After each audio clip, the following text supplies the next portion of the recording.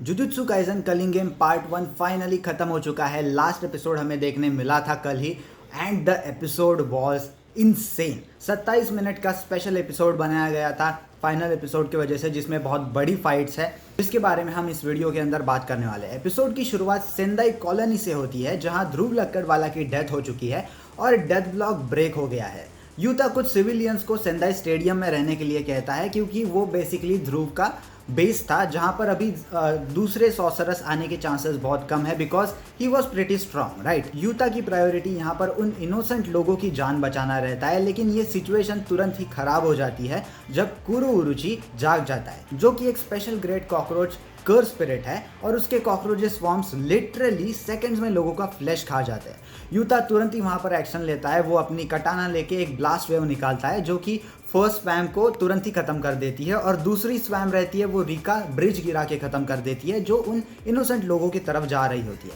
यहाँ कुरो उरुशी की एबिलिटी समझना बहुत इंपॉर्टेंट है, क्योंकि उसकी टेक्निक कर्स्ड कॉकरोचेस की है, जिसमें वो इन्फिनिट कॉकरोचेस स्पॉन कर सकता है, और ये कॉकरोचेस कर्स्ड एनर्जी से बने हुए होते हैं, कोई नॉर्मल कॉकरोचेस नहीं होते, जो कि कुछ ही सेकंड्स में इंसान का मांस पूरी तरह से खा जाते हैं, जो कि हमें दिख भी जाता है। यूता ऑलमोस्ट एक लड़के को बचा भी लेता है, लेकिन कुछ ही चंद सेकंड्स में वो लड़का आधा हो जाता है, वो कॉकरोचेस उसको आधा खा लेते हैं।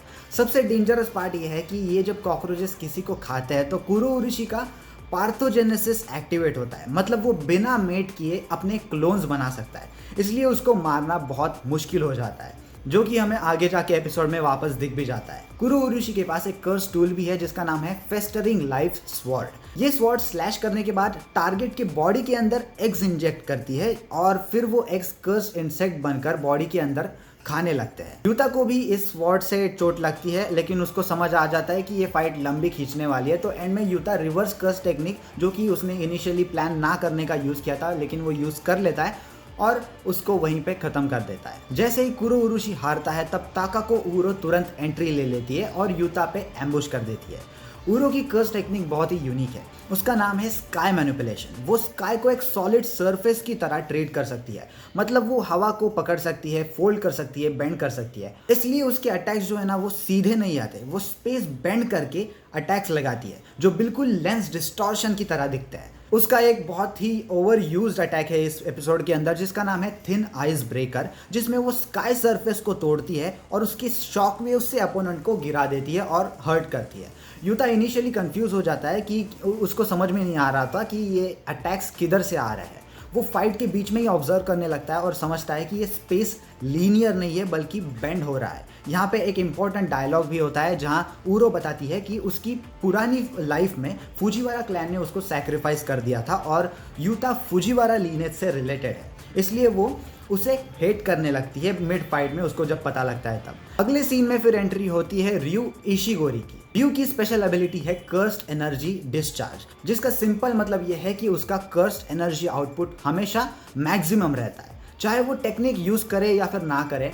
उसका हर अटैक फुल पावर पे होता है, जो एक hyper concentrated cursed energy beam है, जो कि वो अपने बालों से मारता है, बेसिकली एक लेजर कैनन जैसा। रयू का भी कैरेक्टर इंटरेस्टिंग है। वो 400 साल पहले ही मर गया था और रीइंकार्नेट हुआ है सिर्फ एक चीज के लिए, एक सेटिस्फाइंग फाइट के लिए, जो कि उसने तब एक्सपीरियंस नहीं की थी। इसलिए वो पूरे एपिसोड के अंदर बोलते रहता है कि उसको एक अच्छी फाइट एक डेजर्ट के जैसी लगती है, मतलब पूरा खाना खाने के बाद, मतलब पूरी जिंदगी जीने के बाद आपको एक डेजर्ट चाहिए, एक अच्छी फाइट चाहिए आपको पास आउट होने के लिए, आपको मरने के लिए। वो एक्सपीरियंस करने के लिए ये बंदा रीइंकार्नेट हुआ है। इसलिए जब वो यूता से लड़ता है तो वो एक्चुअली एंजॉय कर रहा होता है, ना कि डरा हुआ रहता है। और भाई इन तीनों की जब फाइट होती है ना, उसमें एक एक ऐसे सीन्स है, ऐसी एनिमेशन है जो 3D और 2D को ब्लेंड कर रही है।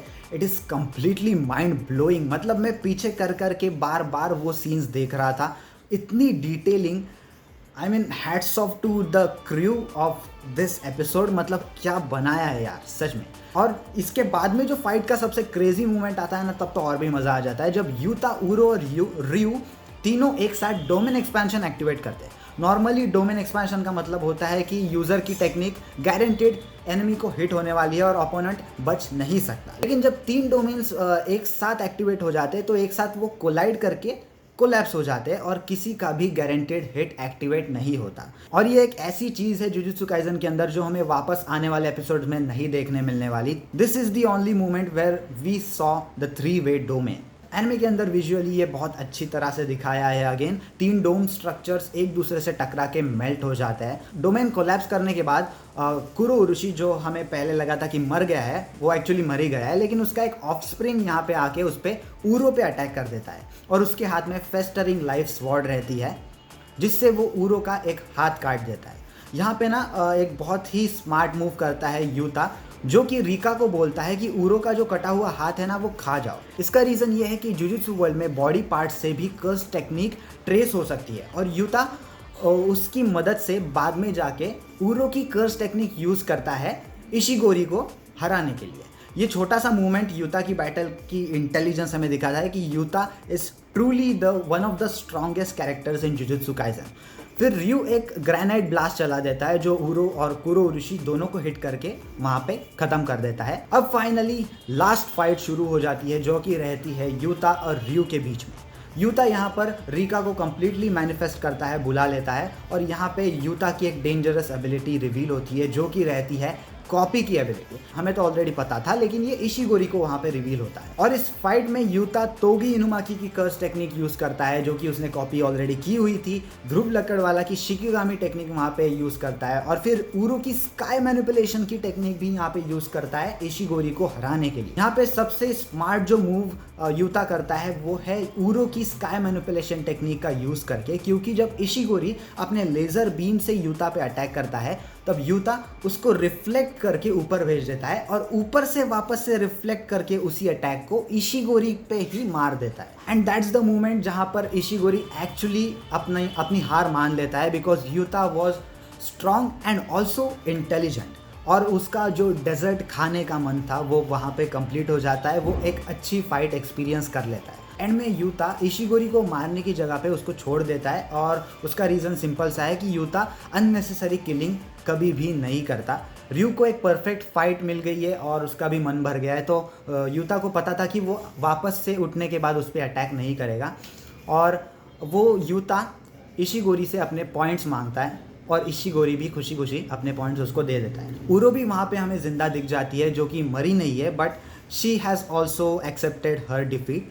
इस एपिसोड का पूरा डायरेक्शन काफ़ी सिनेमैटिक था। हर फाइट, हर एक विजुअल अलग स्टाइल में दिखाया गया था। कुरो उरुशी के फाइट में हमें हॉरर टाइप एनिमेशन था, ऊरो की फाइट में लेंस डिस्टॉर्शन काफ़ी बढ़िया था और स्पेस बेंडिंग के विजुअल्स भी काफ़ी अमेजिंग थे। और यूता वर्सेस रयू की फाइट में कलर पैनल्स और बीम क्लैशेस पूरा शोनेन सिनेमैटिक फील दे रहे थे। पेसिंग मेरे हिसाब से थोड़ी सी फास्ट थी क्योंकि ऑफकोर्स इन्होंने एक ही एपिसोड में 27 मिनट के एपिसोड में 8 चैप्टर्स अडेप्ट किए हैं। यूजुअली 4 से 5 चैप्टर्स अडेप्ट होते हैं, तो इन्होंने यहाँ पे 3 से 4 चैप्टर्स यूजुअल से ज़्यादा अडेप्ट किया है। Just a little bit rushed, I don't think so it was too rushed, लेकिन जो फील दिया है उन्होंने पूरी फाइट में, it was really amazing. Episode के एंड में हमें एक फाइनल विजुअल भी दिखाया जाता है जहाँ पर सुकुना उसकी लाल आंखों के साथ असली फॉर्म में टीज होता हुआ दिख रहा है।